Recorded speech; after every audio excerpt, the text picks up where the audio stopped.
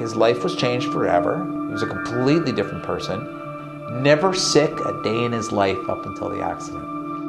I myself in the beginning didn't believe this existed. When they come to our program, one of the things they say to us is, finally somebody believes me. The Road to Recovery is a special presentation of Electrical Business Magazine in partnership with Canadian Occupational Safety Magazine. It is proudly sponsored by CSA, a solutions-oriented organization that works in Canada and around the world to develop standards that address real needs. And by IPEX, a designer and manufacturer of one of the world's most diverse lines of integrated thermoplastic piping systems.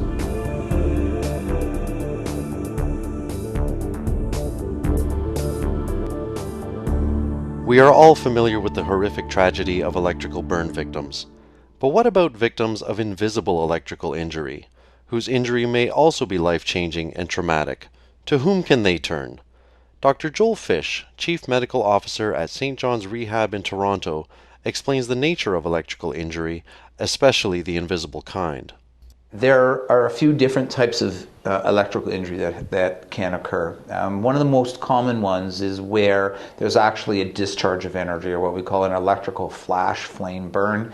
And that's where electricity, somehow there's a short, where the electricity is discharged into the atmosphere. And then depending on how much power or energy was actually at that source, somebody catches on fire in their clothing. And that type of burn injury is actually much more similar to a regular burn injury that will get you into a burn unit, and it doesn't have so much to do with the electricity. So what we're talking about is a person that has come in contact with electrical injury. It's not such a high voltage or current that's passed through them that has actually, say, blown out the tissues that you necessarily see something visible that you can look at, and so it would be classified as an invisible injury. And these are the injuries that have resulted actually in a clinic being developed here at the St. John's Rehabilitation Hospital.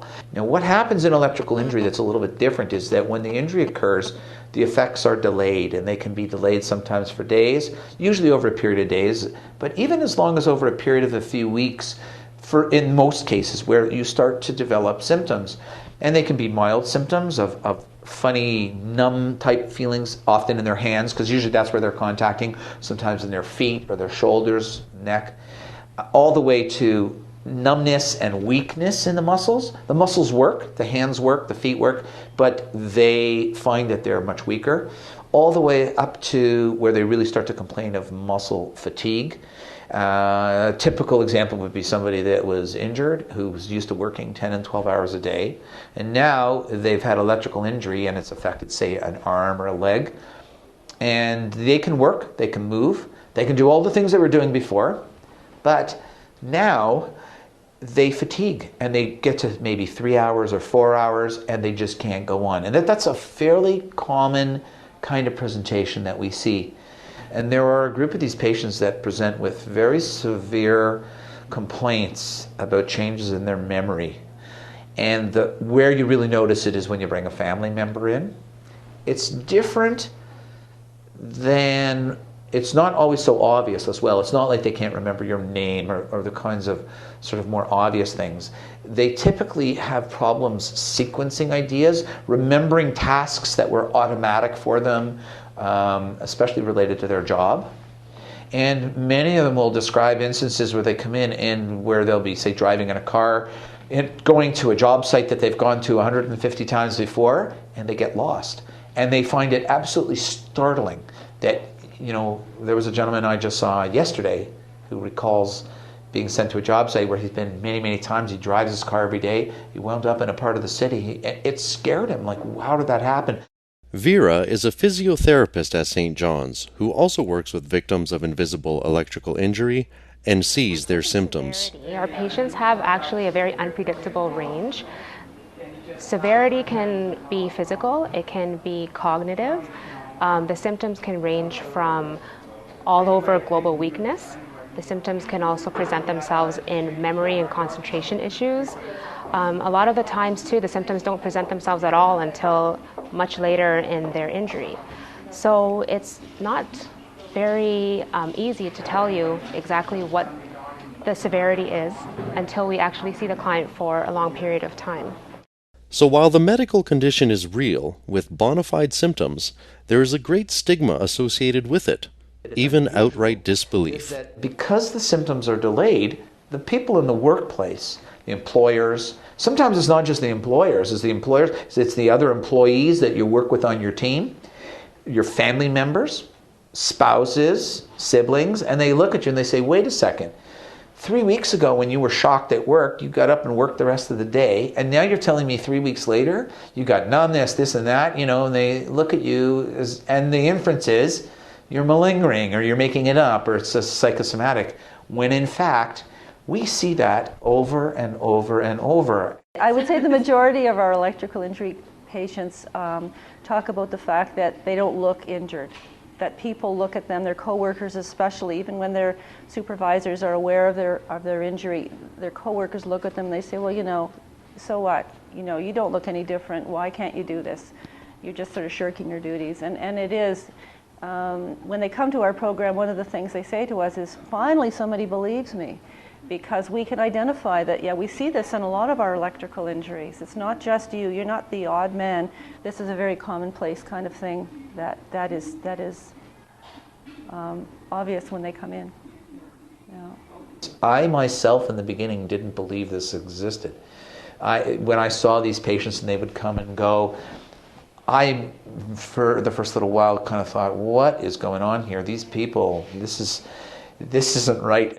Through generous donations and support from Hydro One, IBEW, Electrical Safety Authority, the Power Workers Union, WSIB, Sunnybrook and St. John's, and others, a special electrical injury clinic was established at St. John's to study the invisible electrical injury condition while treating its sufferers.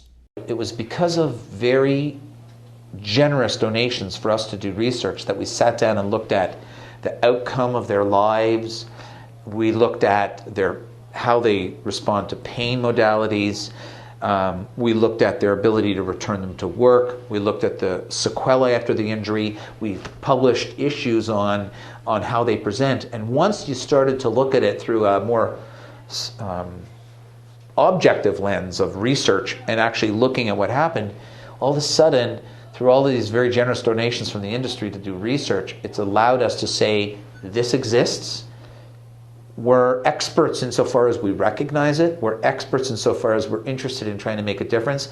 And we're experts insofar as knowing what we don't know. Because there are major things now. And now that we're into it, we realize, oh my God, there are lots of things we need to improve. We need to figure out how to treat their pain. We need to figure out how to diagnose it properly. We need to figure out how to reintegrate them properly into the workplace. We need to figure out what's wrong with the memory problems that they complain of. We have things like this, which are sort of similar, again, manipulating, where they're just manipulating bolts, just taking on and off bolts in different positions. A lot of our clients will tell us that they have a lot of post-traumatic stress after their injury. They can't go near to anything that's electrical. So this is a way for them to be able to see if they're able to handle the psychological aspect of returning to that particular job.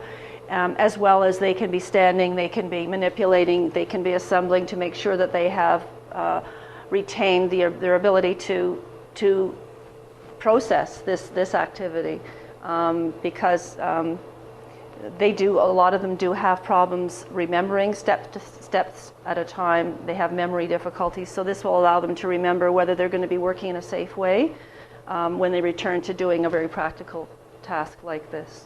Part of that research involves seeing victims and treating them in the facility to help them deal with the situation and, hopefully, make them better.